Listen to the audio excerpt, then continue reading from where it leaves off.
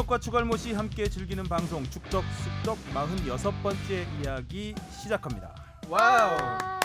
이제 좀 날씨가 많이 쌀쌀해졌어요. 그러게요. 주말만 해도 반팔 입고 다녔는데 네. 오늘 아까 밑에 잠깐 흡연하러 갔다가 춥죠 이제. 너무 추웠어요. 네. 난방 하나 입고 갔었는데 그래도 가을의 축구 열기는 여전히 뜨겁습니다. 뜨겁습니다. 그러게요. 뜨거운 이야기 경기가 함께 많습니다. 나눠보겠습니다. 저는 주영민이고요. 네. 오늘 출근하자마자 주택 청약 통장을 마련하고 오신 주바페 주시은 아나운서. 안녕하세요, 주시은입니다. 아직 부모님한테 얹혀 살기 때문에 청약 통장 만드는데 어려움이 많은 것 같아요. 아니 마련은 진작에 했는데 이걸 활용하고 싶어서 알아봤는데 지금까지 부은 걸로. 네, 좀 조건이 안 되더라고요. 그래서 일단 그냥 계속 열심히. 혹시 독립할 핑계를 만드는 거 아니에요? 늦은 거 아니에요? 독립하기에는? 아니 지금이라도 부모님이 네. 밀어내시는 거 아닌가? 어떻게든 해보려 했는데. 네, 독립심을 좀 기르기 바라겠고요. 네.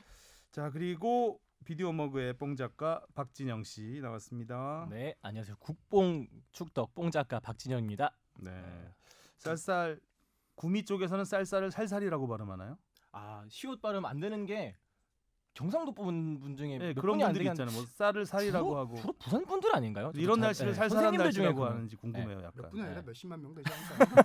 쌀쌀 해봐요. 그 쌀쌀하다. 잘하네요. 저희 그 고등학교 때 일본어 가르치는 선생님이 계셨는데 그분이 진짜 시옷 발음을 못 하셔, 그러니까 쌍시옷 발음을 못 하셔서 선생님은 살이라 못 한다 이렇게 마시는 선생님이 있었는데 네. 살이 아니고 생각나네요. 살이라니까 막 이러고. 네. 어떻게 구분해야 돼요 그러면? 눈치껏 구분해야 돼요.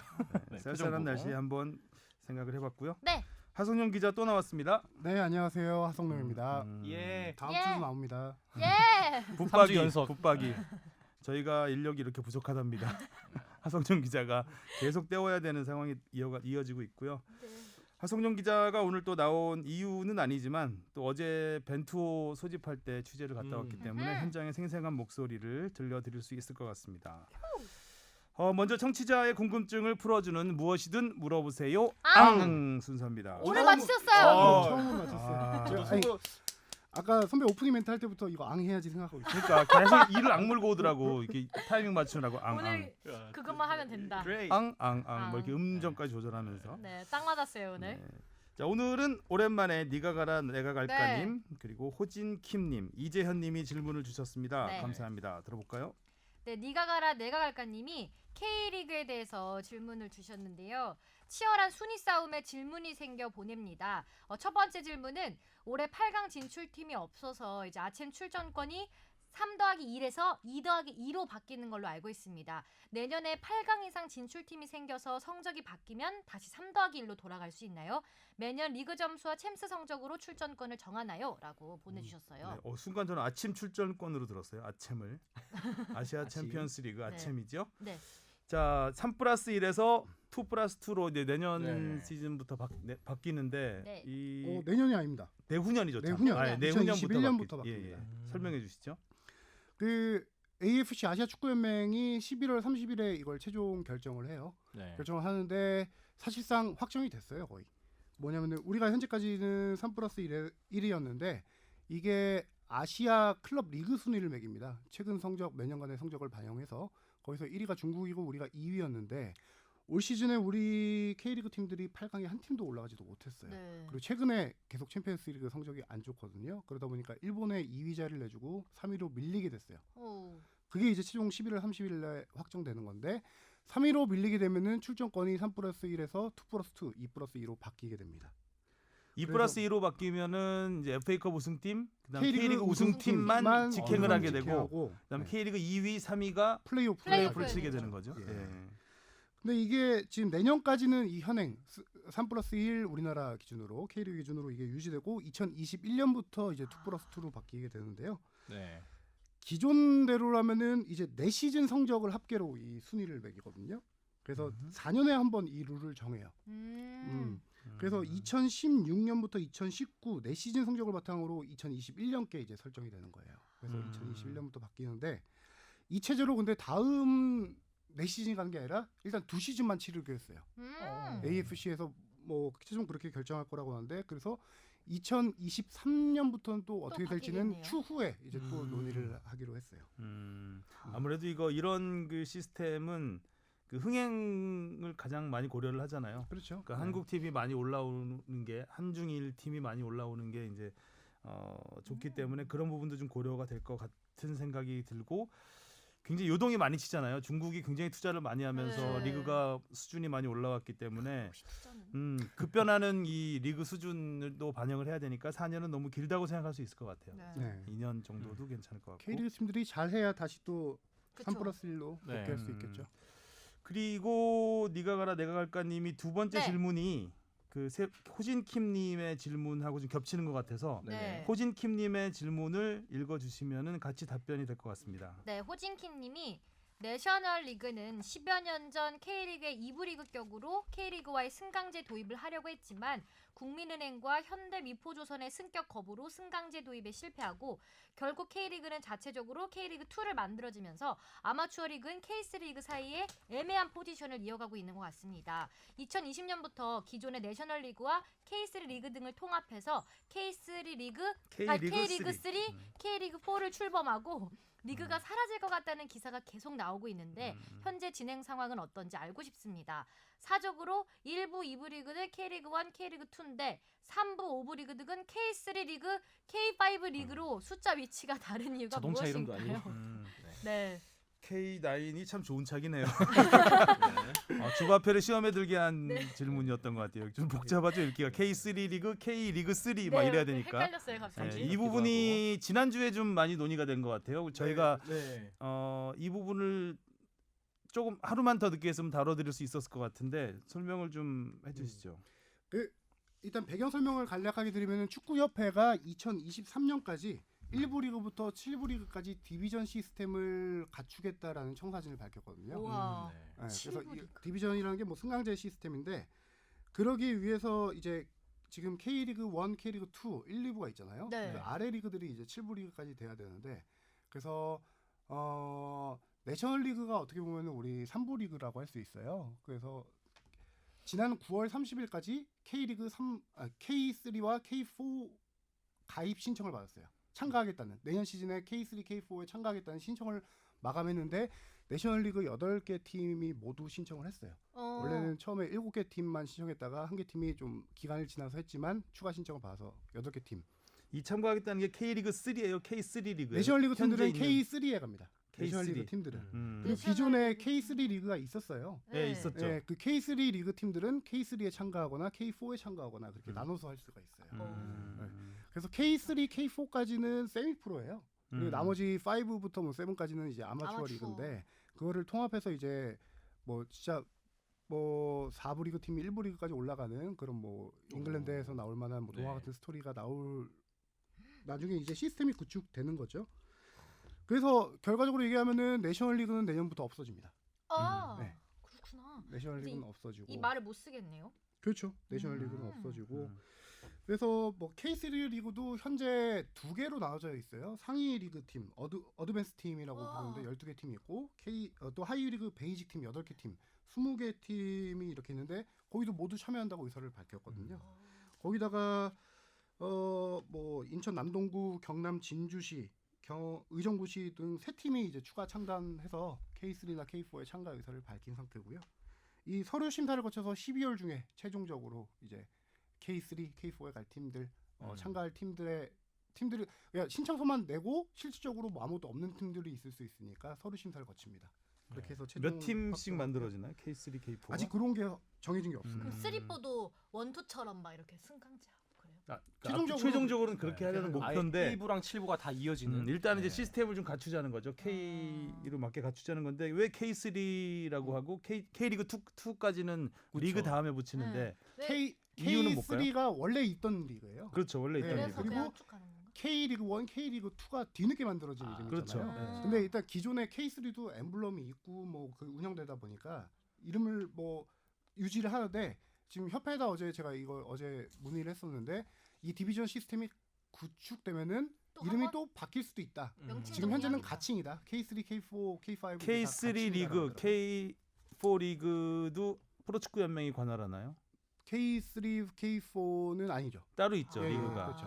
그러니까 그게 약간 문제 그 그것 내셔널리그는 내셔널리그 연맹이 따로 따로 따로 있죠. 있고 내셔널 K 그 음. 3 이하부터는 이제 음. 저기 대한축구협회에서 KFA 소속으로. 그럼 내셔널리그가 사라지면 그 연맹은 어떻게 되는 거예요? 지금 그것도 논의 중이에요. 아. 그거를 이제 프로 연맹 몇 명 안 돼요 내셔널리그 연맹 네. 직원이. 프로 연맹에서 선수를 해야 재취업하시면. 될지 뭐 네. 그런 게 있고 그래서 근데 5, 6, 7부 K5부터 K7까지는 올해 3월달에 출범을 했어요 이미. 아. 네. 그 이게 전부 이제 대한축구연맹 주도로 돼 있기 때문에 K3부터는 대한축구연맹 그 대한축구연맹 주도로 협회.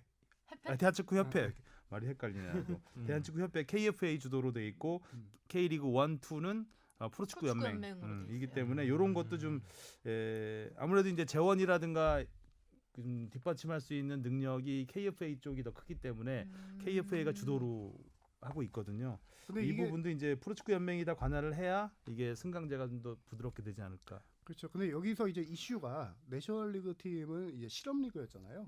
그 팀이 과연 K3 리그에 신청을 할까 안 할까가 이제 관심이었어요. 왜냐하면 K3 리그에 참가를 하기 위해서 기본적인 전제 조건이 뭐냐면은 독립 법인화를 해야 돼요. 근데 독립 법인화 하면은 여러 가지 뭐 복잡한 일들이 많아요. 뭐 감사도 받게 되고. 그 전에 예를 들어서 강릉시청 팀이 여기서 잠깐 짚고 넘어가면 법인화가 네. 되면 어떤 점이 달라지냐면 지금 이제 내셔널리그 소속은 현대미포조선 예를 들어서 이런 팀들은 현대미포조선 아니래요. 팀 없어졌죠. 없어졌냐? 아니. 네, 그 팀은 끊고. 요 끊어야 되겠다. 현대미포조선 아예 해체된 팀이고. 내셔널리그에서 국민은행 있냐? 강릉시청 천안시청 이런 데 하면 되죠. 강민은행 없냐? 아 하도 오래전 얘기라 나는. 네. 강릉시청 아, 우승팀이 이번에 강릉시청이거든요. 아, 강릉시청이 오케이. 그 내셔널리그의 강릉시청 같은 팀은 강릉시청 소속이에요. 그러니까 거기는 그러니까 단장은 있겠지만 그 모든 재원이라든가 이거 시에서 지원을 받는 거죠. 근데 법인화가 되면 이게 별도로 가야 된다는 거예요. 별도의 사장이 존재해야 되고 그 구단에 그러니까 지금 프로 팀하고 똑같은 시스템을 갖추라는 거죠. 근데 과연 이렇게 되면 아무래도 재정적으로 많이 취약하기 때문에 선수들이 연봉이라든가 지금 내셔널리그 팀들은 그 직원들하고 비슷한 월급 체계로 가고 있기 때문에 오히려 법인화가 되면 이 연봉이 더 줄어들 수 있다는 우려가 있죠. 네. 그러니까 뭐 선수단이든 구단 직원이든 다 예를 들어 그 뭐 모텔이라고 하죠. 강릉시청이라는 뭐 이런 직원이에요, 직원. 강릉시청에 있는 축구단 직원이에요. 한 부서인 거예요. 근데 이거를 아예 이제 독립 법인화 시켜야 되는 건데 왜 그래야 되냐? 이게 아시아 축구 연맹 AFC의 라이센싱 조건이 있어요. 프로팀의 라이센스 조건이죠. 프로팀이라면 무조건 독립 법인이어야 된다. 그렇게 해야 아시아 챔피언스리그 출전권이 주어집니다. 그래서 지금 FA컵에서 지금 뭐 화성시청이 돌풍 일으켰었고 네. 대전 코레일이 결승 올라와 있잖아요. 네. 대전 코레일이 우승을 해도 아시아 챔피언스리그 출전권을 주어지지 않는 이유가 이 팀은 클럽 라이센스 최소 조건을 프로팀이 충족시키지 아니잖아요. 못하기 때문에 출전을 못하게 되는 프로팀 거죠. 조건을 갖추지 못한 거죠. 그래서 내셔널리그도 8개 팀들이 과연 이 독립법인화를 약속을 하겠냐, 이 팀들이 독립법인 할 수 있겠냐라는 이슈가 있었는데 9월 30일 밤 12시까지가 이게 접수 기간이었어요. 그래서 6시까지만 해도 4팀밖에 신청을 안 했었어요. 그러다가 이제 서로 눈치 작전을 하다가 신청은 다 했는데 이제 관건은 이 팀들이 이제 유예 기간을 1년을 줘요. 독립법인을 할 수 있는 유예 기간을. 그래서 내년 시즌에는 일단 K3에 참가한다 하더라도 1년 뒤에 과연 독립법인을 실질적으로 이행할 수 있냐 없냐에 따라서 이 팀들의 운명이 좀 갈릴 가능성이 높죠.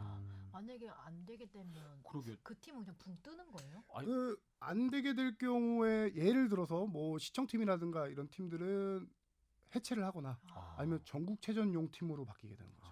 전국체전 출전할 수 있으니까. K5하고 K5부터 K7까지는 아마추어 팀인 거잖아요. 그렇죠. 그 리그로 갈 수도 있는 건가요? 그러면?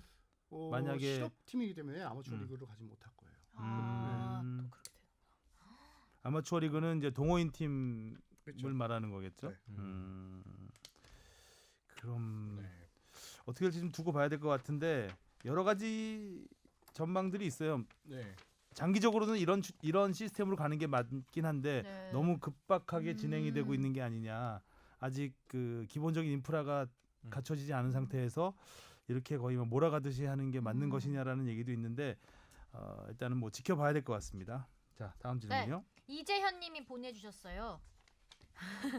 BJ로 활동하고 있는 박응욱께서 시작하고 요즘은 축덕축덕에서 주영민 팀장님의 아재 개그를 들으며 피식대고 있는 단골 축덕입니다. 팬이 또 늘었어요. 평양 원정을 앞두고 행정적인 웃고 부분에서 계시네요. 질문을 드립니다. 환영합니다. 대한민국 국민이라면 방북 시 통일부의 승인과 같은 행정 절차가 있는 것으로 압니다. 하지만 대표팀 코칭 스태프 중에는 벤투 감독님을 비롯해 외국인 코치님들께서 계신데 그렇다면 이분들은 각국 대사관 등을 통해 비자를 발급받거나 해야 하는 건가요? 김영민 코치님조차 국적이 캐나다로 알고 있는데 이러한 과정에서 협회가 어떤 행정 절차를 진행하고 있는지 궁금하고 국제적인 혹은 외교적인 이슈는 없는 건지 궁금합니다. 더불어 하성룡 기자님 같은 언론인분들도 방북 준비를 어떻게 하고 계신지도 알려주시면 좋을 것 같습니다. 그리고 베이징에서 평양으로 이용하는 비행기는 좋지 않은 의미로 유명한 고려항공을 타는 건가요? 적다 보니 질문이 많이 길어진 것 같습니다. 이것도 얘기할까요? 네. 끝으로 저도 제주도 맛집 리스트 탐나는데 얼른 상품으로 걸리기를 바랍니다. 축덕축덕 남은 2019년도 화이팅! 파이팅! 보내주셨어요. 기승전 3주째 제주도 맛집. 그러니까 이거 3주 언제까지 연속? 가려나? 제주가 잔류하게 되면 맛집 풀기로 할까요? 오, 아, 상품 그럼 잔류해야 됩니다. 네. 지금 잔류할 제주가 보이지 않아요. 그러니까 와, 자, 이거는 아주 우리 그 최고. 취재 쪽하고 네. 굉장히 밀접한 질문이라서 네. 아니, 더불어가 아니라 하물며 하성룡 기자님 같은 언론인 분들도 방북 준비를 어떻게 하느냐고 했는데 하성룡 기자님 같은 언론인은 투르크메니스탄 갔다 왔고요. 네. 이정찬 기자님 같은 선배가- 언론인이 네. 이번에 가는데 다 이거 이거 로테이션으로 가는군요. 네, 이것도 이제 잠시 후에 설명을 드리겠습니다. 먼저 앞에 있는 외국인 코칭 스텝 네. 얘기가 네. 있었죠. 아니 이건 축구 많이 하시는 분인데 김영민 그러니까요. 코치님 국적까지 네. 하시고 네, 저는 몰랐어요. 저도 몰랐어요. 김영민 코치는 저하고 이름이 똑같은데도 마이클 김이시죠? 원래. 마이클 아. 김? 마이클 김? 우리 주현민 기자님은 영어 이름 있나요? 저는 피터라고 그냥 하고 있는데 아, 쓸 피터? 데는 없어요. 피터주. 그냥 어렸을 때부터 피터팬이 좋아서 아. 그냥 피터라고. 또 주피터가 목성이잖아요. 여러 가지 아, 의미가 여러 그래서 있어서 가지로 요것도 약간 아재 개그 느낌인데요. 피터지게를 많이 생각했는데 피터주. 피터지게 한다고. 피터지게. 아재 개그도 잘 배워야 되는데. 죄송합니다. 죄송합니다. 주피터 기자님. 네. 자, 일단 외국인 코칭 스태프는 북한 가는데 문제가 없는지 물어보셨습니다. 아주 간단합니다. 그냥 한국 선수랑 똑같아요. 북한 비자 받는 거는 베이징에 있는 북한 대사관으로부터 뭐 비자 받는 과정 다 똑같다고 하더라고요. 이거 아주 간단한 답변이었어요. 심플하네요. 네. 다 받으셨겠죠? 당연하지. 워낙 자, 근데 뭐 북한에서 뭐 응답이 없다 응답이 뭐 이렇게 없다, 하니까. 뭐 네. 선수단 가는 거는 뭐 절차가 이제 베이징을 거쳐서 가거든요. 네. 사실 뭐 같은 땅덩어리에 있는데 이게 또 네. 돌아가야 되는, 바다를 건너가야 되는 어려움이 있긴 하지만 뭐 대표팀 선수단이 가는 데는 문제가 없습니다. 현재로는. 근데 문제는 이제 뒤에 하성룡 기자님 같은 언론인들이 하물며 가려고 하니까 네. 굉장히 이건 어려운 과정을 지금 겪고 있어요. 이정찬 기자가 굉장히 고생을 하고 있는데 처음에는 이제 대표팀하고 같은 루트로 가려고 했죠. 네. 베이징을 거쳐서 이제 고려 항공을 타고 들어가는데 고려항공 타는 거야. 대표팀은 아, 에어차이나. 에어차이나를 타고 들어가죠. 네. 고려 항공이 그 자리가 없대요. 자리를 블럭해 놨는지 모르겠는데 네. 이 티켓이 없다 그래서 지금 에어차이나도 티켓이 그렇게 많지 않다고 대표팀은 그랬죠? 베이징에서 에어차이나로 음. 들어가고요. 네. 그래서 우리도 이제 베이징에서 가려고 하다가 티켓팅에 어려움을 겪으면서 심양을 돌아서 갑니다. 심양. 네, 취재진은 심양으로 돌아서 가고 더 큰 문제는 현재 북한에서 아무 액션이 없다는 거예요. 네, 일단 그러니까요. 언론 입국에 언론 취재에 관해서 우리가 가려면 이제 비자를 2번을 받아야 돼요. 중국 비자를 받아야 되고 북한 비자를 받아야 돼요. 북한 비자는 한국에서 받을 수가 없죠. 대사관이 없으니. 그러니까 베이징에 가서 북한 비자를 받아야 되는 거예요. 이건 선수단도 똑같아요.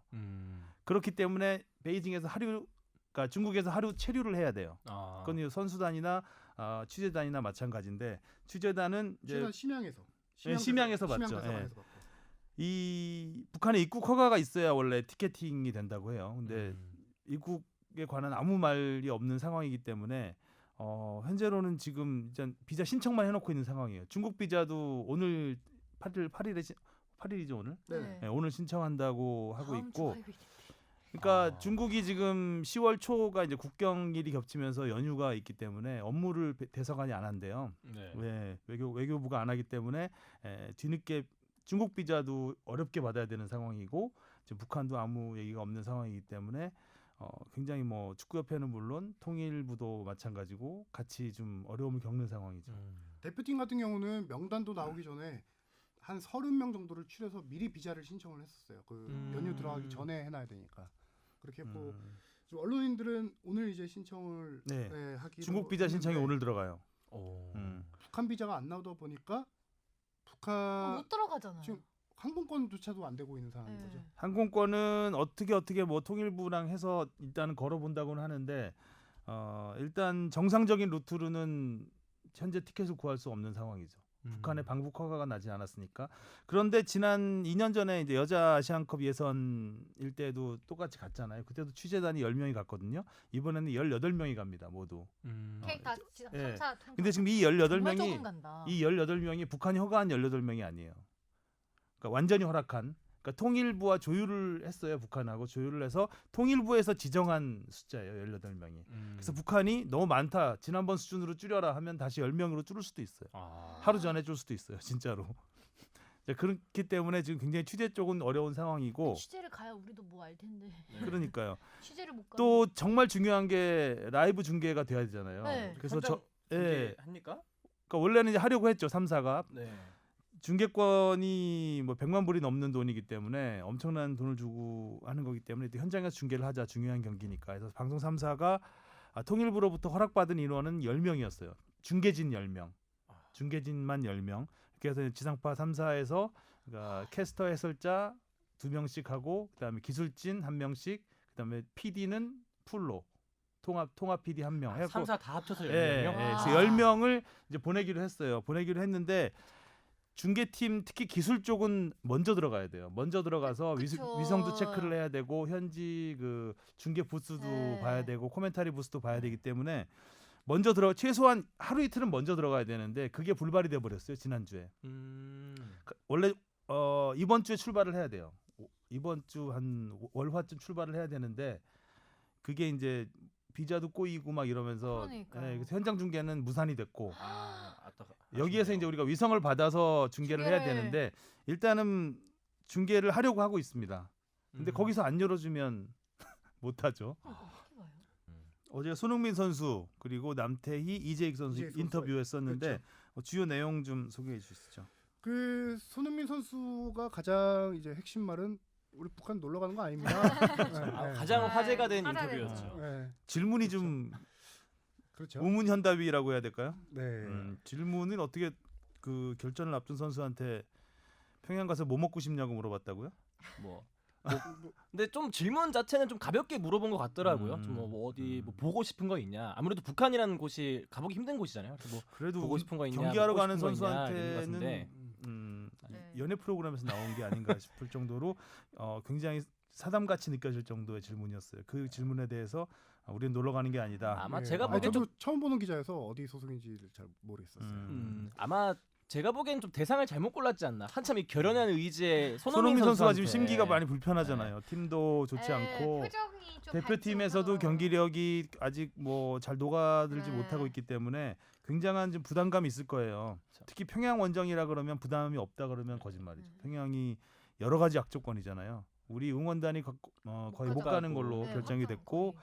그 일방적인 5만 명의 북한 응원단에 또 인조잔디. 인조잔디. 네. 북한이 또 최근 14년인가 동안 그 평양 그 김일성 경기장에서 진 적이 다이고. 없어요. 네. 네, 진 적이 없어요. 그렇기 때문에 단지 이게 객관적인 전력만으로 평가할 수 없는 경기. 그렇죠. 그 경기를 앞두고 있는 손흥민 선수한테 가서 뭐 보고 싶냐, 뭐 먹고 싶냐, 이거는 정말 뭐하러 왔냐고 네. 묻고 싶은. 아니, 근데 이제 어제 제가 현장에 있었으니까 굳이 조금 포장을 해주자면은 네. 실드. 이제 처음으로 평양에 간 소감이 어떠냐라는 질문이 요지였을 텐데 그거를 이제 평양에 가니까 혹시 뭐 먹고 싶은 거 보고 싶은 것도 있나요? 이런 식의 질문이 됐던 거예요. 제가 현장이 없어서 이제 분위기는 잘 몰라서 이제 음. 글만 읽어봤을 때는 좀 질문이 많이 뜬금포이긴 가볍다. 했죠. 질문이 조금 너무 가볍다라는 생각을 해서 어제 저희도 이제 그 제목을 달고 기사를 썼길래 제목으로는 참 좋잖아요. 평양 놀러 가는 거 아니다. 네. 그래서 근데 제목으로 달기도 조금 가볍지 않나 해서 저희는 이제 평양 원정 걱정 마세요. 이걸로 제목을 달았었는데 어쨌든 손흥민 선수의 전체적인 이야기를 들어보면 평양 원정에 대한 우려를 많이 하시는데 걱정 걱정 마세요. 말고. 반드시 이기고 오겠습니다. 약간 오히려 또 경기만 생각하고 있습니다. 이 얘기였던 것 같아요. 평양전에만 너무 또 포커스가 맞춰져 있으니까 네. 스리랑카전 그 얘기도 네, 했어요. 그렇죠. 우리가 네. 스리랑카전을 먼저 하는데 첫 질문 자체가 이제 평양 가는 그런 질문이었어요. 북한전 관련 거의 질문이었으니까. 평양 관련된 네. 질문이 많더라고요. 그 질문에 이제 우리 스리랑카 승리가 먼저 중요해요.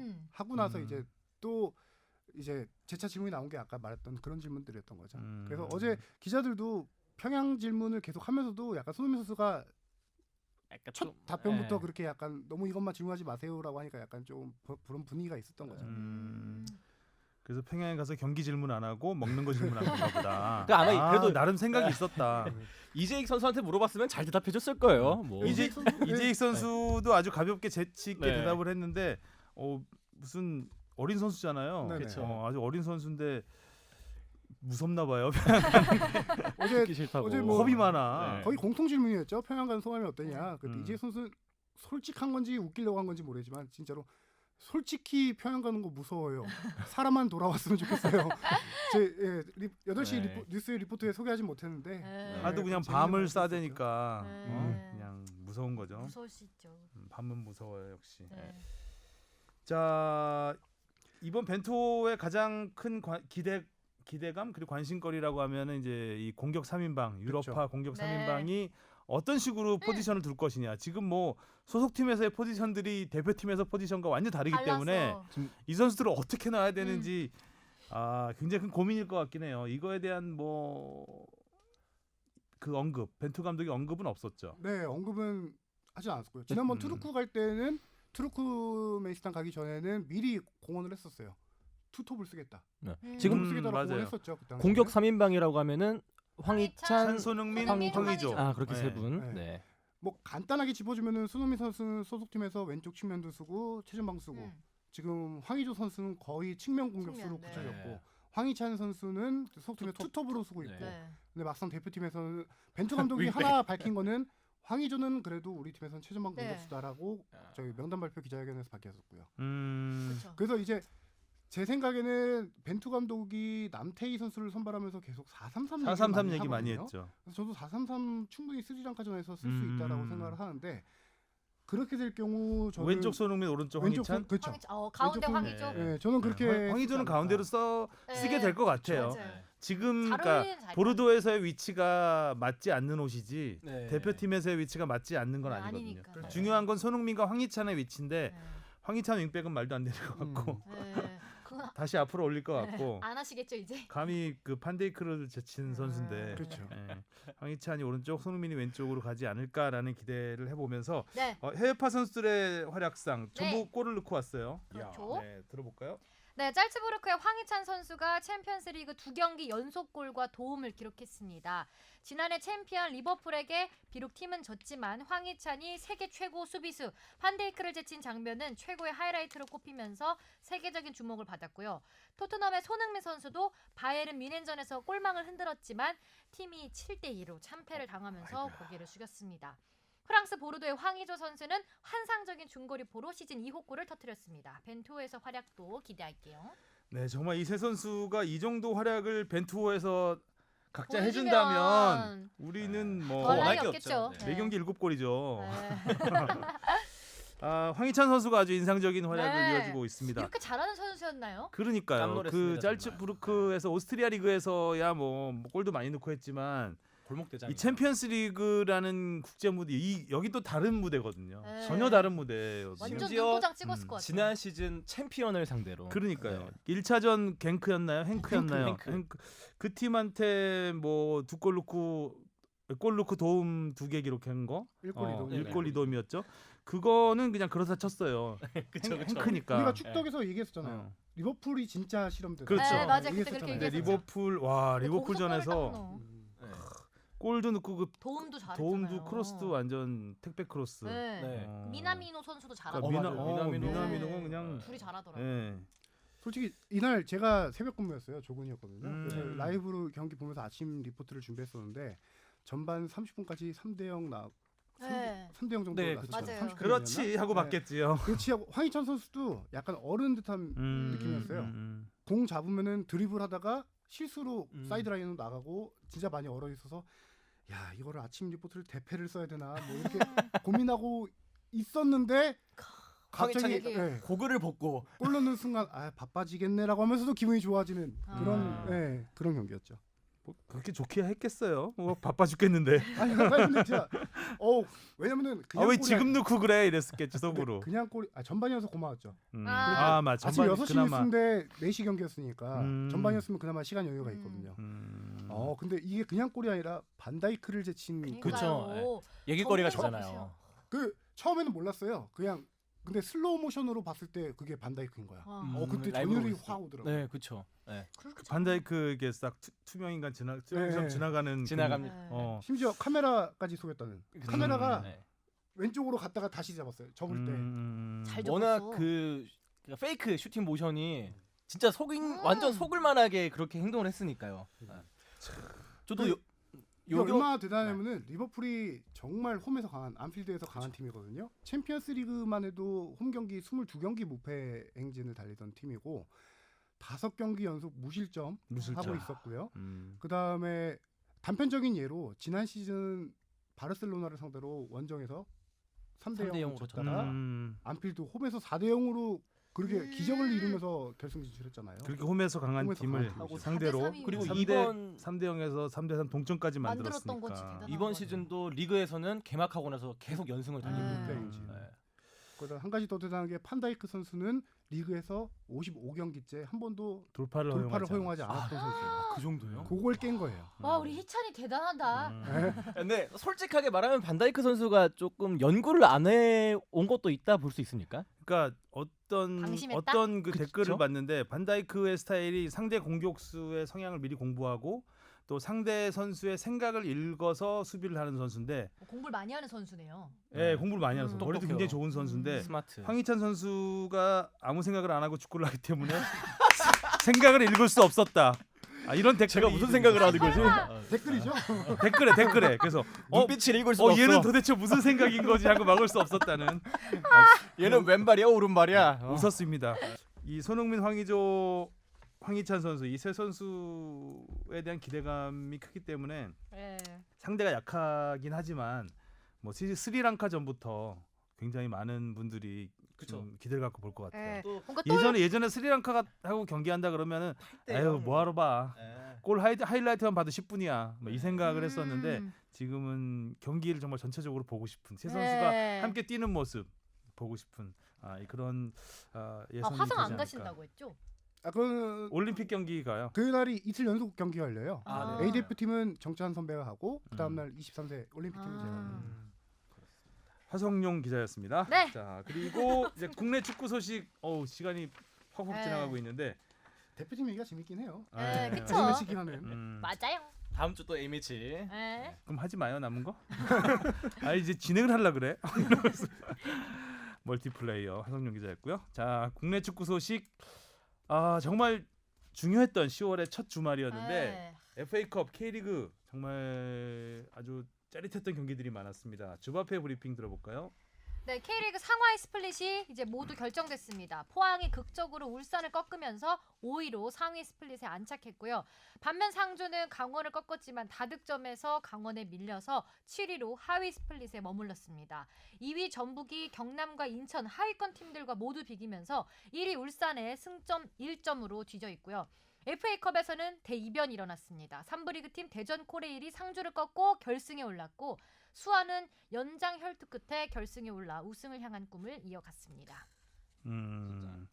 정말 짧게 정리를 하긴 했는데 굉장히 많은 내용들이 들어있어요. 네. 사실 여기에 네. 일단 FA컵 두 경기부터 먼저 살펴보고 가겠습니다. 일단은 내셔널리그 3부 리그 팀 이제 리그인 내셔널리그 팀 대전 코레일이 결승에 올랐어요. 상주를 꺾고 결승 진출. 사실 하늘도 많이 도와준 경기였어요. 공이 안 굴러갔어요. 일단. 도저히 축구를 할 수가 없었습니다. 물론 공이 굴러가야 전상인데. 딱 그냥 헝그리 정신으로 가야 되는 경기였어요. 그 경기는. 그 정신에서 대전 코레일이 이긴 거죠. 이긴 거죠. 정신력에서 이겼다고 네. 봐야 돼. 이거는 축구 능력치보다는 정신력으로 버텼고 사실 골을 넣기도 굉장히 어려운 상황이었고 네. 그 장원석 선수의 첫 골만 해더라도 원래는 터치한 다음에 공이 좀 앞으로 많이 굴러가는 거였는데 공이 물에 멈추다 보니까 거기서 바로 그냥 중거리 네. 때려서 넣었거든요. 물에 멈추는 게 너무 웃겨. 그런 식으로 물 물 웅덩이가 상당히 경기에 많은 영향을 끼쳤던. 근데 어- 배수가 잘 돼야 되는데. 근데 또 역으로 보면 완전 군대 축구 같은 느낌이었거든요. 맞아요. 비 오는 날 하는 군대 축구. 아니 군대 축구 맞잖아요. 근데 그러니까 아니, 상주 그러네. 상무가 더 잘했어야 된다. 더 잘했었어야지. 그렇죠. 군대 축구인데 왜 졌냐고. 군대 여건이 너무 좋아져서. 아 정말. 요새 군대 너무 편해요. 네, 면제가 얘기했습니다. FA컵 어쨌든 그 대전 코레일이 2005년 지금은 사라진 현대 미포조선에 이어서 내셔널리그 팀 두 번째로 결승에 진출했습니다. 당시 2005년에도 미포조선이 우승하지 못했죠. 네네 예, 그렇죠. 결승에 졌는데 이번에는 어떤 결과가 이어질지 네. 지금 세 번째 꺾은 거예요. 일부 리그 팀을 대전 코레일이 32강에서 울산, 8강에서 강원을 꺾었습니다. 그 중간에 이부 리그 팀도 있었고요. 그리고 2부 리그 팀도 네. 있었고요. 그러니까 상위 리그 팀을 계속 꺾고 올라왔죠. 그 중에 1부 리그 대단하다. 팀을 세 팀이나 꺾고 결승에 올랐으니 인정을 해야 되겠죠. 이게 FA컵의 묘미. 그렇죠. 솔직히 말해서 저 대전 코레일 경기를 이 경기 말고는 제대로 본 적이 없거든요. 내셔널리그 팀을 네. 거의 뭐 취재를 안 하기 때문에. 근데 이제 이리저리 들은 얘기들을 해보면은 대전 코레일이 딱 특징 있는 팀이래요. 내셔널리그에서도 바르셀로나로 불린대요. 아기자기한 미드필드 패스 축구를 하는 팀이래요. 근데 좋은 뭐 좋다라기 판단보다 자기들의 색깔을 FA컵이라고 일부 리그 팀만 붙는다고 수비적으로 내려서지 않고 맞섰던 항상 자기네만의 스타일을 유지해서 지금까지 이렇게 일부 리그 팀을 다 꺾고 올라왔다고 하더라고요. 근데 분위기가 좋아서 결승 어떻게 될지 모르겠다. 그게 딱 진짜 네임밸류 있는 선수들 별로 없거든요. 네임밸류 없이 아기자기한 그 조직력 바르셀로나 패스 축구로 여기까지 올라온 대전 코레일은 K3 신청했죠. 했죠. 음. 8팀 다 신청했으니까요. 하여튼 대전 코레일보다는 화성 FC에 관심이 훨씬 많았던 그렇죠. 네. FA컵 4강전이었는데 대전 코레일이 이를 냈습니다. 근데 우승 가능성 어떻게 보세요? 수원 대 대전이요? 와 진짜 약간 수원 우리가 십살이 수원이라 얘기를 못해요. 십살이. 대전 코레일 경기를 나도 본 적이 네. 계속 본 적이 저도 없어서 대전 코레일 경기는 본 적은 없어요. 수원 경기 근데 수원 지면 어떡해요? 일단 수원 얘기를 해봅시다 그러면. 네. 수원이 일단 화성한테 3대0으로 연장전까지 가서 이겼는데 힘들게 이겼고. 사실 이 힘들게 경기도 연장 가서도 몰랐던 게, 그러니까 화성 FC 선수가 한 명 퇴장당했어요. 연장전 가서 그때 이후로 이제 화성이 좀 급격하게 무너지는 모습을 보여줬거든요. 그거 아니었으면 또 거의 승부차기도 갔을 수도 있지 갔을 수 않았을까. 있었죠. 그리고 염기훈 선수가 역시 헤드트릭. 사실 프리킥도 되게 운이 많이 뜨는 프리킥이었거든요. 이제 그렇죠. 굴절돼서 들어간 골이어서 진짜 수원 삼성은 제가 보기 좀 운이 좀 많이 따랐다. 이렇게 보고 있어요. 이날 경기에서는요. 성난 수원 팬들 들고 일어나시기 바랍니다. 전 실력으로 이겼다고 봐요. 근데 이날 경기 수원 팬들도 이슈는 인정할 거예요. 이날 경기 이슈는 역시 대안이었죠. 그렇죠. 네. 대안이 이 대안. 경기 전날 이부 리그 팀 경기를 관중석에서 보러 갔거든요. 그게 이제 또 그냥 숨어서 본 게 아니라 대놓고 기자석 옆에 중앙 네. 있는 데 보면서 팬들한테 사인도 해주고 나 여기 왔다라는 거 마치 알리듯이. 네.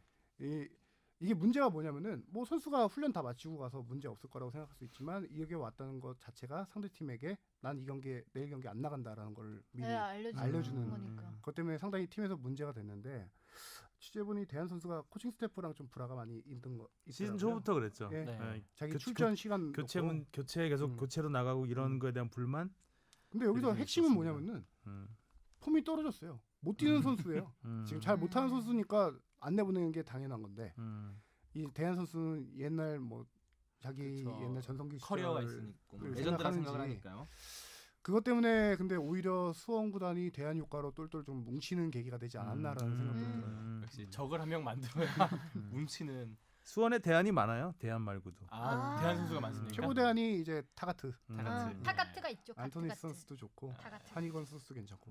어쨌든 수원은 큰 고비를 넘겼습니다. 일단 그렇죠. 안방에서 했기 때문에 좀 더 화끈하게 했어야 되는 게 맞는 거지만 결과적으로 연장 가서 염기훈 선수가 그 해결을 했죠. 팬들의 갈증을 그냥 한 방에 세 방이나 풀어줬죠. 해트트릭. 근데 저는 이제 우승 가능성을 아까 제가 얘기한 게 뭐냐면은 그냥 이거는 저기 뇌피셜이에요. 그냥 그쵸. 생각나는 대로 돌풍의 팀이 우승한 적은 쉽게 보지 못한 것 같아요. 준우승까지죠. 돌풍은 항상 뭐 4강이나 돌풍에서. 준우승까지만 가는 네. 것 같더라고요. 항상. 지난 시즌 뭐 챔피언스 리그를 봐도 아약스 돌풍하다가 토트넘한테 꺾이고 토트넘 돌풍하다가 토트넘도 꺾이고. 꺾이고. 그렇죠. 네, 그래서 저는 역배 가겠습니다. 수원이 우승해야 되지 않나요? 그래서 더 저는 네? 그러니까 저는 기본적으로 이제 구단 수원이 뭐 투자를 많이 하는 구단은 아니지만 좀 안정되고 좀 투자도 좀 하고 팀으로서의 그 어느 정도 완성된 팀이 이기는 게 전 맞다고 보거든요. 네. 그러니까 아까 말했듯이 뭐 돌풍은 한계가 있어야 되는 게 맞는데 자꾸 돌풍이 계속 그 끝까지 가다 보면 투자를 안 하게 되고 돌풍에다가만 기대를 하는 수가 있어요. 그러면 서로 경기력이 떨어질 수밖에 없는 것이고 리그 자체가 수준이 떨어질 수 있기 때문에 돌풍은 그냥 돌풍으로 받아들여주고 여기까지. 그리고 한 가지 더 근거가 있는 게 뭐냐면은 수원은 지금 스플릿 B, 지금 파이널 B로 바뀌었죠. 네. 파이널 B에 있지만 리그에 이제 집중을 크게 안 해도 돼요. 네, 맞아요. 그러면 강등권도 아니고. 강등권이 팀하고 아니- 상당히 네. 좀 승점차가 있기 때문에 있죠. 그렇죠. FA컵의 모든 것을 목숨을. 올인할 수 있는 상황인데 뭐 그게 아니더라도 올인해야지 뭐. 해야 돼요, FA컵 지금. 무조건 한 경기만 이기면 두 경기 이겨야죠. 네. 그 결승만 잡으면 되는데 챔피언스리그를 갈 수 있는데. 반면에 이제 대전 코레일 상황을 보면은 내셔널리그에서 지금 플레이오프 진출을 놓고 사활을 벌이고 있어요. 지금 3위 싸움을 치열하게 펼치고 있거든요. 아, 거기에다가 전국체전 기간이라서 전국체전을 뛰어야 돼요. 아. 거기에다가 FA컵까지 지금 3마리 토끼를 노리고 있는 선수들 너무 상황인데 지치겠다. 내셔널리그가 앞서 말했지만 내년 시즌에 없어져요. 올 시즌이 마지막 내셔널리그 역사에 남는 마지막 우승팀이에요. 의미가 그래서 있네요. 이 팀이 이걸 또 그렇죠. 등에시할 수 없는 거예요. 플레이오프를 위해서 또 플레이오프로 진출하게 되면은 플레이오프 기간이 이 시기랑 또 FA컵 결승 시기랑 비슷해요. 그래서 지금 대전 코레일이 여러 가지로 어려운 상황이 있지 않을까 그런 생각 들어서 수원의 배팅 FA컵 결승이 딱 대전 거의 코레일이 한달 후에. 여기까지 온 것만 해도 정말 진짜 대단하네. 이거는 네. 기적이죠. 네. 사실 12월에 현대미포조선이 2005년에 올라왔을 때 현대미포조선은 거의 프로급 팀이었어요. 그렇죠. 그때도. 그러니까 현대미포조선은 프로에 일부 리그 갈 수 있는데 안 간다고 한 팀이잖아요. 우리는 그렇죠. 일부 리그 안 올라가겠다고 해서 지금 내셔널리그 뭐 K2, K리그 2 이게 생긴 거잖아요. 이때가 거의 프로 출신 선수들도 꽤 있었고 거의 뭐 말이 실업 팀이지 거의 다 프로 프로 출신 팀이라고 볼 수 선수들이잖아요. 있었던 팀이기 때문에 대전 코레일은 아니잖아요. 대단하다. 이거는 지금 그때 현대미포조선과는 비교할 수 없는 그 환경에 있는 팀이기 때문에 심지어 뭐 대진운이 좋았던 것도 아니고 그럼요. 강팀을 꺾고. 울산을 꺾었는데 울산, 그쵸. 강원 다 K리그 상위 스플릿에 있는 네. 팀들을 꺾었는데 대단한 거죠.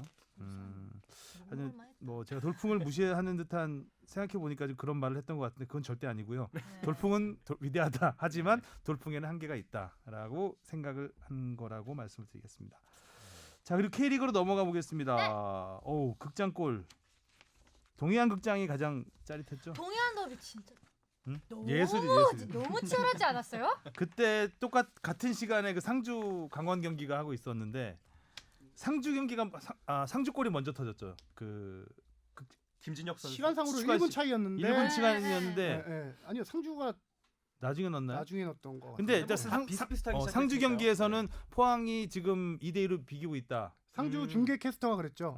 상위 스플릿 진출했습니다라고 하면서 거의 말 예. 실수했네. 포항이 그 당시만 해도 포항이 1대1로 1대1 비기고 있다라고 그러니까 소개를 1대1로 했었어요. 비기고 있다고 그때 중계에서 그렇게 얘기를 하긴 네. 했는데 실질적으로는 포항이 먼저 넣었던 것 같아요. 네, 시간상으로 제 생각에는 보면. 1분 네. 차이로 먼저 넣었던 것 같아요. 포항이 먼저 넣고 그다음에 상주가 넣었는데 만약에 포항이 이 골을 넣지 못했다면 하브리그로 가는 겁니다. 야, 아니, 진짜 진짜. 대박이다. 장난 아니었어. 이날- 역시 동해안 더비가 제일 재밌는 것 같아요. 그리고 해병대 애들 엄청 많이 와가지고 아니 너무 무서워.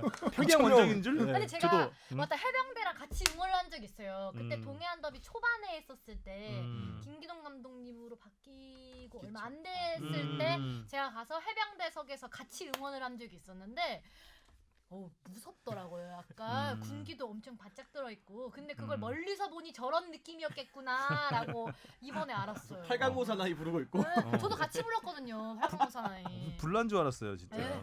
뻘건네. 뻘겋게 카메라에 가지고. 제일 잘 잡히는 가운데 딱 아, 지금 다 약간 찾아오고 있어요. 보통 이렇게 그 홈관중석 맞아요. 일부에 있잖아요. 맞아요. 원래는 보통 저기 모서리에 오른쪽 있어요. 끝에 네. 있어요. 네. 여기는 가운데로 배치를 했더라고요. 곁에 그날은 일부러 약간 그랬겠죠. 거의 병풍을 그냥 쫙 쳤어요. 빨간 병풍을. 볕에 뭐 가을 고추 약간 말리는 것 같기도 하고 음. 빨갛게 아니, 그 있어갖고. 목소리가 엄청 네. 크신데 그 얼마나 응원 소리가 또 대단했겠냐고. 얼마나 골이 멋있게 터졌어요 또. 완벽한 가마차기였죠. 아. 왼발 가마차기. 이광혁 선수. 아니 이날 근데 그렇게 열심히 막았는데 야, 역전을 하는 거 보고 근데 대단하다고 생각해요. 이날 경기력을 봐도 포항이 이길 만한 경기였죠. 좀 더 진짜. 많이 슈팅을 더 많이 날리고 더 공격적으로 나왔던 것 같아요. 포항이 훨씬 해병대 더. 버프를 받았어요, 진짜. 레드 버프 받고. 솔직히 말해서 이 경기 포항의 위기였죠. 일류첸코 원톱 스트라이커가 경고 누적으로 못 나오는 네. 경기였거든요. 음. 근데 그거를 김기동 감독이 전술로 극복을 한 게 그 제로톱이라고 영플레이어상 후보 중에 한 명인 이수빈 선수와 송민규 선수를 제로톱에 가까운 전술로 네. 앞에 놓으면서 이 선에서 울산의 공격 수주가 미드필더를 압박을 상당히 강하게 했어요. 맞아요. 그때 저는 이 경기 보면서 울산이 좀 생각지 못한 전술에 당황을 많이 했던 것 같아요. 아. 근데- 그리고 울산은 주중 경기가 있었기 때문에 그렇죠. 체력적으로도 좀 비 엄청 많이 네. 맞으면서 했잖아요. 지친 상태였죠. 근데 울산이 이제 선제골을 넣고 항상 보이는 모습 중에 하나가 울산 팀 정도면 계속 올라가야 되는데 이날도 또 잠그려고 하더라고요. 그거를 이제 후반에 김기동 감독님이 미드필더 최영준을 빼고 저기 누구냐 용병 이름 뭐였죠? 네? 골 넣은 팔로세비치. 팔로세비치. 음. 팔로세비치를 교체 투입한 게 본인도 인터뷰에서 말했어요. 나 이게 신의 한 수였다. 팔로세비치. 정답. 팔로세비치. 주 앞에. 네. 용병 이름 외우기 힘든데 아주 팔로세비치가 팔팔하게 나왔어요. 아주. 팔로세비치. 네. 김기동 감독님도 인류. 경기 끝나고 인류. 이 교체 카드가 정말 음. 딱 맞아 근데 떨어졌다. 울산은 꼭 선제골 넣으면 꼭 이렇게 되더라. 포항이 지금 6승 1무 최근에. 네, 저 아. 분위기 좋아요. 울산전이 굉장히 고비였는데 장병 어. 2천 명이 왔구나. 이광익 선수가 또 경기 끝나고 포항제철고 시절에 뭐 황희찬하고 같이 네, 뭐 예, 황희찬보다 더 유명했던 잘했다고 선수. 네. 뭐 그랬다고 하더라고요. 포항제철고 시절에 거의 전국대를 이제 황희찬 선수와 같이 누비던 선수인데 워낙 발재간이 좋고 그 슈팅은 정말 정말 좋은 선수인데 이 선수 문제가 부상이 워낙 많았어요. 아. 무릎 연골 수술만 한 4번 정도 했던 네. 선수인데 그래서 이제 부상으로 제 실력을 꼽히지 못하가 지금 가장 중요한 순간에 임팩트 있는 한 방을 날린 거죠. 자 이제부터라도 네. 아직 파이널 어리더라고요. 24살이니까 황희찬 형제 축구 선수예요. 맞아. 네. 이광훈? 예. 예. 형은 은퇴했죠. 형- 같은 예. 포항에 있었다가 은퇴했죠. 하여튼 이광혁 선수의 그 인생 경기가 아니었을까라는 생각을 해보고 재밌는 포항이 경기가 많았어. 극적으로 상위 스플릿에 네. 잔류를 했습니다. 상주가 좀 아쉽게 됐지만 뭐 포항이 올라가는 건 뭐 아무도 의의를 제기해 그럼요. 너무 치열했기 때문에 네. 아니, 너무 치열해서 5, 6, 7 이게 너무 치열했기 때문에 어쩔 수 없이 상주가 사실 그 항상 후반기에 약했잖아요. 네. 전혁 선수 네. 때문에.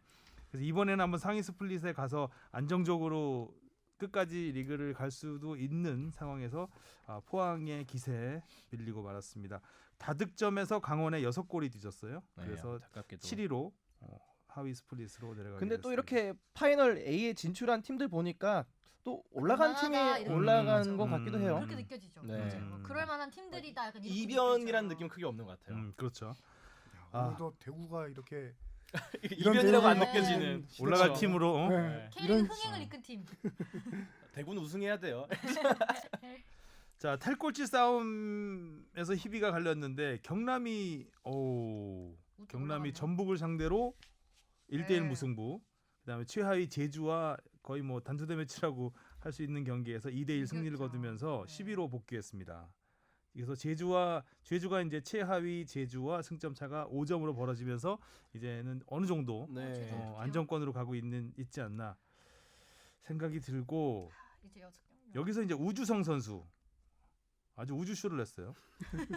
우주의 별처럼 빛난 우주성 우주성 선수가 전북전에서 어시스트 네, 그리고 맞아요. 멋있게 제주전에서 시즌 첫 골과 첫 도움을 가장 중요한 경기 2연전에서 했습니다. 했네요. 진짜. 경남 입장에서도 주중 경기가 있었기 때문에 체력적으로 힘들었잖아요.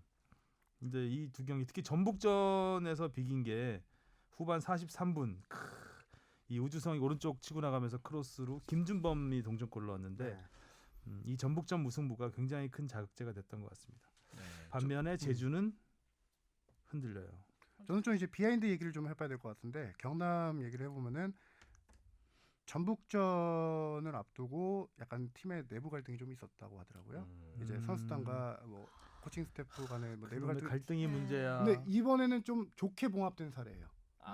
오히려 갈등을 딛고 그 전에 이제 코칭 스태프가 일부 좀 선수들 베테랑 선수들의 경기력에 실망하고 훈련 태도에 실망해서 그 선수들을 배제한 채 경기 스쿼드를 많이 짰었는데 이 선수들과 이제 갈등이 좀 폭발했다가 봉합되면서 이 선수들을 전북전부터 많이 쓰기 시작했어요. 이 선수 그래 다시 한번 해보자 이게 된 거죠. 그래서 전북전부터 그래서 주중 경기가 있었음에도 약간 이제 경기 많이 못 뛰었던 팔팔한 선수들이 많이 경기에 나오면서 오히려 기동력에서 더 제주에 앞섰던 경기예요. 이게. 그런 비하인드 스토리는 좀 있죠. 경남은 그럼 큰 고비를 아주 넘었네요. 슬기롭게 넘었네요. 네. 근데 뭐 아직도 모르죠. 워낙 남아 있긴 한. 네, 그렇죠. 봉합됐다면서요. 봉합됐는데 덧날까요? 아니요. 성적이 이제 이 상황이니까 일단은 올 시즌은 잔류가 목표가 돼야 되잖아요. 그렇죠. 어찌 됐든. 당장은. 근데 지금 일단은 뭐 최하위와 5점이 됐으면 어느 인천과도 정도는 이제 또 안심할 수 있고 인천과의 결전이 남아 있긴 하지만 인천이 요새 또 지난주까지 굉장히 안 좋았잖아요, 경남이. 네. 그래서 쭉쭉쭉 내려왔었는데 일단은 봉합되면서 반등을 칠 수 있지 않을까. 근데 많이 안 알려진 사실이긴 한데 뭐 보도 나왔지만 경남의 코치님 한 분이 경질됐어요. 이전에 지난달인가 좀 경질됐는데 다시 얘기하면은 약간 구단에 이제 워닝을 준 거죠. 구단에서 코칭 스태프에게 워닝을 준 건데 그만큼 김종부 감독님에 대한 신뢰는 아직 여전하다라는 걸 볼 수 있죠. 코치를 자르는 경우는 많이 없잖아요. 그렇죠. 유일하게 또 최하위 있는 팀 중에서 이번 시즌에 감독님이 교체 안 당한 그런 팀이기도 하고요. 그렇습니다. 11위 인천도 뭐 전북하고 비기면서 일단은 제주와 승점 3점 차, 경남과는 2점 차. 경남과는 이제 계속해서 끝까지 갈 것 같죠? 네. 제주가 살아남아야 맛집을 공개를 할 텐데 제주가 살아나오면 공개하겠습니다. 자, 반면에 전북은 이제 경남, 인천 하위권 팀과 연속으로 비기면서 많은 손해를 봤죠. 그렇네요. 전북이 왜 이럴까 싶어요. 그러게 말입니다. 유일하게 주말 경기 중에서 골이 안 난 경기네요. 다 2대1로 뭔가 됐는데 골도 안 난 경기. 아니 어느 순간부터인가 상대를 압도하는 모습이 전북이 많이 없어졌어요. 왜 그런가 저 생각을 해보면은 전북은 항상 최근 몇 시즌 동안에 항상 선두를 달리던 팀이었죠. 네, 그냥 상대의 거의 추격을 뿌리치고 가야 되는 입장이었는데 이번에 지금 처음으로 몇 시즌 만에 오랜만에 추격을 하는 입장이에요. 선수들이 약간 조급함이 있지 않나라는 느낌이 들 정도로 경기를 그러니까 이동국 선수 운도 좀 안 따라주고 골대만 네. 3경기 연속 골대. 또 한 가지 보는 게 이럴 시기에 잡아주는 게 감독의 역할이 상당히 중요한데 그거를 최강희 감독은 상당히 잘했거든요. 선수들의 동기부여 언어적인 장벽도 있겠죠, 그렇죠. 아무래도. 네. 이제 모라이스 감독과의 소통의 문제 방금 말씀하신 게 있을 수가 있고 모라이스 감독이 감독으로 우승 경험이 많지 않은 감독이에요. 감독 경험도 많지 않지 그렇죠? 않나요? 네, 코치 경험으로 워낙 많은데 그래서 이게 약간 어떤 경험 노하우 차이 우승 레이스를 펼친 노하우 차이에서 나오는 차이 그 전북이 요새 부진 거기서 좀 그거밖에 어떻게 표현이 안 돼요. 선수들은 워낙 좋죠. 좋은 선수들 많고 잘하고 있고 외국인 선수들도 다 제 몫을 해주고 있는 편에 속하고요. 다른 팀들에 비하면. 자, 올 시즌 마지막 슈퍼매치. 서울이 상위 스플릿, 수원이 하위 스플릿으로 확정된 상태에서 올 시즌 마지막 슈퍼매치죠. 네. 그리고 대안의 마지막 슈퍼매치 대안은 나오지도 못 않았잖아요. 나왔으니까. 예. 끝났죠 이제. 딴 팀으로 가게 되겠죠? 이 정도면. 서울이 승리를 했습니다. 근데 수원이 FA컵에서 뭐 연장 혈투를 펼친 상황이었기 때문에 체력적으로 많이 힘든 싸움이었고 네. 네, 수원. 염기훈 선수가 다시 한번 프리킥 기운을 불어넣은 프리킥골, 굴절 프리킥. 또 이번에도 굴절. 신공 일부러 그렇게 차는 것 같은 느낌이 들 정도로. 머리 맞추고 오늘은 누구 머리 맞출까 막 이런. 당구네 당구. 어? 아, 연기훈 선수가 프리킥 또 기록 하나 세웠죠. 네, 네. 프리킥 최다골 타이 기록 와. 17골. 타이면 다른 선수. 애닝요. 애닝요. 애닝요가 통산 81골 가운데 17골이고 염기훈 선수가 72골 가운데 11개. 17골, 17골. 17개. 통계에 뺏기다 보니까 더듬게 되네. 여기 조급하시네요. 70, 조급해 지금. 네. 전북. 추격하는 입장이라. 저도 지금 적어놓고 잘 하시나 보고 있습니다. 항상 역시. 팀장으로 있다가 갑자기 네. 뭔가 자리를 뺏긴 것 같은 느낌? 그래서 27% 네. 자기 득점의 27%가 프리킥. 프리킥으로 너무 여기서 어려운데. 이렇게 하고 또 사무실 가서 깨갱합니다. 네, 선배님. 대구도 뭐 극장골로 성남을 2대1로 잡고 4위를 달렸고 3위 싸움도 재밌어지게 됐어요. 서울과 대구는 여전히 승점 4점 차. 4점. 그 염기훈 그 선수 프리킥 얘기 많이 했지만 세징야 선수가 아, 진짜 신창무, 프리킥 잘 치는- 신창무. 네. 그러니까 신창무 선수. 세징야 선수가 워낙 드리블 잘하고 몰고 가는 걸 잘하니까 이제 일반적으로 세징야 이미지를 생각했을 때 그런 걸 많이 떠오르는데 세징야 선수는 프리킥 많이 차죠. 근데 이제 많이 넣죠. 워낙 또 드리블을 잘하다 보니까. 근데 이번 프리킥은 네. 그 신창무 선수하고 봤잖아요. 신창무 선수가 찰 것처럼 달려가면서 빙 돌아서 벽을 돌아서 갈 때 또 그 타임 정확한 타이밍에 차서 옵사이드 안 걸리게 하고 완전히 어디 골키퍼까지 같이 약속을 한 것 같은 플레이였어요. 진짜. 골키퍼까지. 골키퍼는 왜 골키퍼 어시스트예요? 골키퍼 손 맞고 맘 맞고 나온 거를 달려가는 애가 찼으니까 그 타이밍 맞기가 정말 그거까지 어려웠거든요. 다 예상한 거다. 대단하다. AI 수준 아니에요 그 정도면? 그러게요. 세징야가 승부 조작이라는 얘기는 아니고요. 전에도 되게 멋있는 슈팅한 게 있어. 프리킥 슛. 자, 이렇게 국내외 축구 소식 많이 알아봤고요. 벌써 오늘 시간이 길다. 이렇게 됐네. 해외 축구까지 제가 많이 준비했는데 정말 통계 많은데 시간이 없어서 간단하게 해외 축구 이슈 몇 가지만 간략한 알려드리면 통계. 네. 맨체스터 형제가 둘 다 졌습니다. 특히 최하위권을 달리던 뉴캐슬한테 맨체스터 유나이티드가 깨지면서 지금 12위인가요? 16위 아니에요? 네. 13위인가요? 네. 하여금 거의 뭐 하위권으로 12위로 추락했고요. 네, 12위. 유로파리그와 컵대회를 포함해서 5경기째 무승. 지금 리그 8경기에서 승점이 9점인데 30년 만에 최악의 승점이에요. 8경기를 치른 다음에 따져봤을 때. 반면에 뉴캐슬은 19살 매튜 롱스테프라는 선수가 중거리포 기가 막힌 중거리포로 맨유를 무너뜨렸죠. 롱슛으로 롱스테프가. 롱스테프도 형제예요. 형제가 두 명이 동시에 선발 쇼스테프인가요, 동생은? 아니. 미들 스텝 삼형제인가요? 롱스테프 형제인데 골 넣은 선수가 동생이었죠. 아. 19살인가? 뉴캐슬 역대 최연소 득점자예요. 이때 그 맨유 뉴캐슬 기사에서 Long Wait for Longstaff라는 제목을 달았더라고요. 그래서 롱스테프 오랫동안 기다렸다고. 19살인데 뭐 얼마나 오랫동안 기다렸다고. 19년 기다렸겠죠? 영국식까지 얘기네요. 네, 그리고 맨체스터 시티는 안방에서 울버햄튼에게 2대0으로 충격패. 리버풀이 뭐 독주가 그러게요. 지금 승점이 8점 차예요. 맨시티하고 리버풀하고. 맨시티가 이 경기에서 점유율이 76대 24였는데 슈팅 수는 18대 7이었고. 근데 2대0으로 졌어요. 그러니까 역시 맨시티 패스 축구의 한계는 바로 그렇죠. 백패스거든요. 백패스 끊기면 끝나는 축구이기 때문에 또 한 번 울버햄튼한테 울보가 됐습니다. 자, 그리고 통계를 준비하신 게 아니라 바르셀로나 짧게 하신 거 하고 아니에요? 오늘 계속 참아오시다가 막판 냈어요. 짧게 축구 진짜 많이 준비했는데 두 장이나 했는데 지금 시간이 없어서 밥 먹으러 가야 되니까. 그리고 바르셀로나의 메시는 시즌 첫 골을 터뜨렸습니다. 환상적인 프리킥 보셨죠? 프리킥. 수아레스의 오버헤드킥도 멋있었지만 메시가 프리킥 신공 역시. 이거와 또 우리 호날두 날강두와 비교를 해보면 날강두는 유벤투스 이적 후에 프리킥 24번 모두 실패해가지고 유벤투스 역대 최다 실패 기록. 저 언론에선 네. 전남 프리킥거 놔라라는 얘기가 욕 많이 먹더라고요. 그래서 호날두 날강두 거 봤더니 유효 슈팅이 7번뿐이에요. 24번 프리킥. 차서. 골키퍼가 쳐낸 게. 세징야가 차는 게 낫겠다. 그렇죠. 세징야하고 비교를. 감히 세징야님이랑 세리머니는 해주겠지 뭐. 네네. 날강도 근육에 문제가 있겠죠. 뭐. 책 읽다가 심취해서 요새. 날강두. 스페인에서는 뭐 아틀레티코 마드리드가 최근 2경기 연속 무승부로 주춤하는 사이에 아까 우리가 부진하다고 했던 레알 마드리드가 1위가 됐고요. 바르셀로나가 2위, 아틀레티코 마드리드가 3위입니다.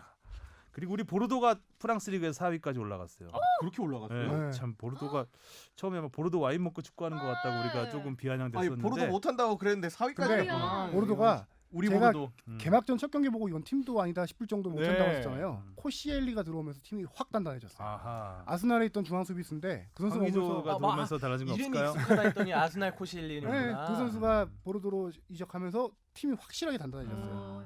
선수 수비가. 영입이 중요해. 이제 우리 보르도 해야 되겠다. 잘하는 팀 우리 팀. 네, 자, 간사한 뽕 작가였고요. 네. 자, 오늘 얘기 여기까지 하겠습니다. 다들 고생하셨고요. 저희가 다음 주에는 평양 원정이 화요일이기 때문에 수요일에 녹음을 합니다. 그래서 하루 늦게 찾아뵙겠습니다. 자, 고생하셨습니다. 다음 주에 봐요. 다음 주에 봬요. 고맙습니다.